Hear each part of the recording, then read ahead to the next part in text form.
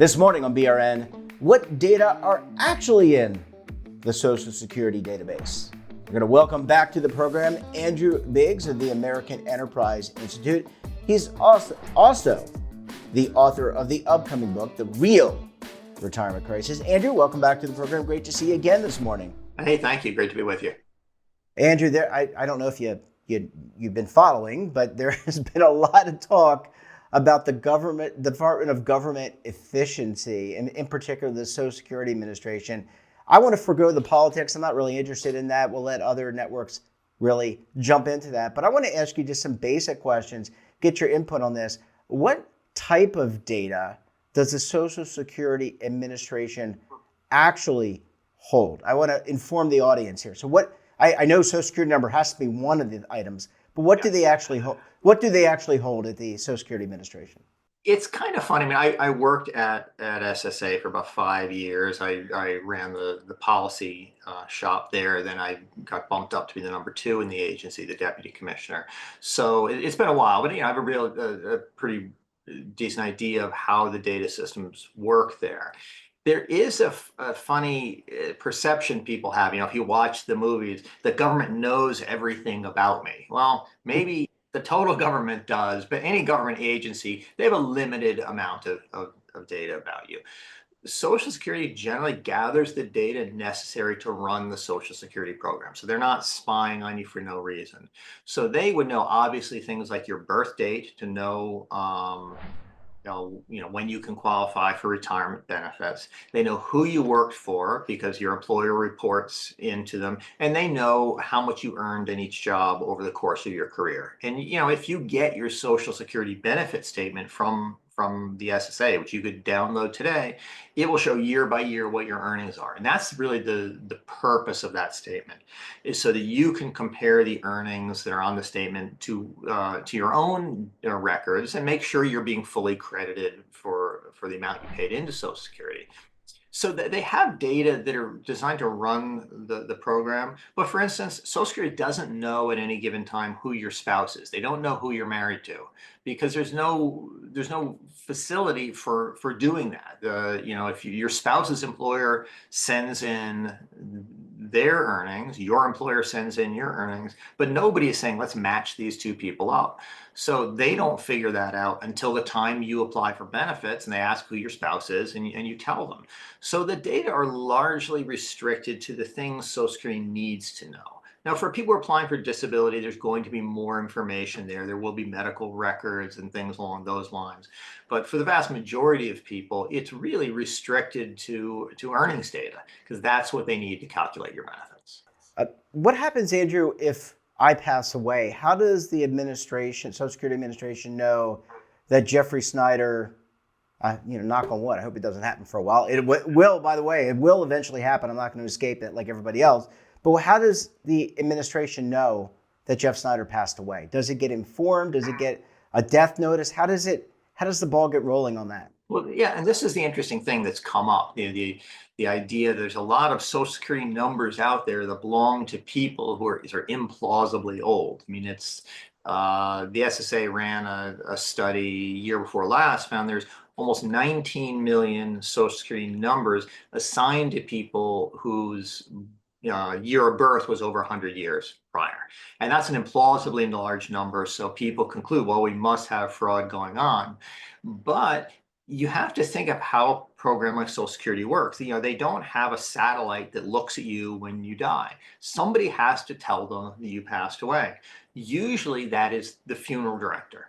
You pass away, you have a funeral. The funeral director fills out forms that they'll be forwarded to Social Security to record your death. You get copies of those forms because they're useful, for a whole range of other purposes. You might have to change billing addresses, access your former spouse's bank account, things like that. But so the funeral director usually reports that to Social Security. So, by and large these days, they know who has died. The reason you get, say, these 19 million supposedly, 100 plus year people is that in the past, SSA didn't have this sort of filing system. These systems have evolved over time. So let's say you had someone who was born 100 years ago, but they died 60 years ago. At that point, the system may not have been in place to report their death to Social Security. So even though we have 19 million Social Security numbers for people who were born 100 more years ago, benefits are actually paid on only 44,000 of them. And SSA has confirmed this. So what it means is that these numbers are floating around, and we prefer them not to be, but there isn't really any evidence that there's fraud going on. Now, when I was at Social Security, I remember being in a staff meeting, and somebody brought up the fact that we've found a person whose parent had died, and let's just say they did a do-it-yourself funeral, and they didn't report it. Interesting. Yeah. And this is, if you've ever read about the so-called blue zones around the world where people live a long time, because they eat lentils or whatever, the reality is what's going on in those places, it's all benefit fraud. They're simply not reporting deaths. And so this does happen in the US, and people do get caught for it. But like when I was at Social Security, it's unusual enough that if they catch somebody, they bring this up. The people are, hey, wow, we got somebody doing this. By and large, though, it's a very unusual thing because your Social Security benefits are valuable, but not many people are up for handling their own, burial arrangements for a relative. So it's just a very unusual kind of thing. Andrew, one of the things that I was a record keeper before I became a consultant and now a broadcaster, if you want to call me that, journalist, I don't know, however you want to define me. One of the things we did, and I managed many different retirement plans. One of the things we did, we conducted an audit to see if we had missing birth dates, if we had missing names, if we had duplicate Social Security numbers. Do these types of things, and again, we're talking about maybe the plans that I worked on had 10, 15, 20,000 participants. It's not the same as 20 million, 100 million, but is there an audit done to look at these things? You mentioned that in meetings, sometimes if you found somebody who was conducting fraud, the rest of the team would know about it and you would go look for it. But is there a regular audit that's done to look at missing information or erroneous information? Well, I would say yes and no. There are systems in place, given the data that Social Security has, that it can cross-check one thing against another.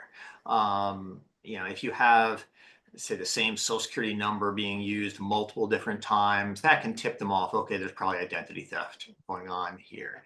But one of the issues that came up when the SSA Inspector General looked at this issue a couple of years ago of all these Social Security numbers for seemingly very old people is that it would be very costly to fully fix this problem because they have to devise new systems for really getting at all this information. And, in defense of the agency, a lot of these recommendations Social Security didn't follow through on. And their defense is that it costs money to do this, money which they're currently using to process retirement disability claims. And they don't see much evidence of actual benefit fraud going on. So, there's always a cost benefit trade-off on this. Now, I think that it should be possible to merge different government databases in order to make each one more accurate. For instance, let's say Social Security says we've got somebody who is 110 years old, they're collecting benefits, but the Medicare database says this person never goes to the doctor. That could be a case where you have fraud going on. Because if you're that old, you're going to see the doctor, Medicare is going to be paying for it, so we could match these things up and know more about people. You could use some IRS data, but what I'll tell you is, and this gets, for people who are concerned about the surveillance state, when I was at Social Security, we would try to access some of these other data for various reasons. Sometimes, for system integrity reasons, sometimes for research purposes. Other agencies don't want to give out their data. They're very private about it, partly for privacy reasons, partly because they want to focus on their goal. if you're Social Security, you care about the Social Security Administration.